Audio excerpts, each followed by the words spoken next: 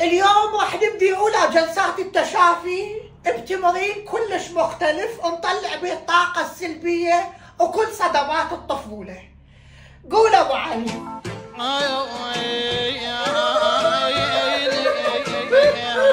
محمود بدي أشوف الدور. محمود صوت أريد أسمع صوت النسل. نحيب أريد نحيب. بعد ما تعبت تريد انزلي لي اعمق نقطة بقلبك ارجعيها بالتعال وطلعي لي الحسرة.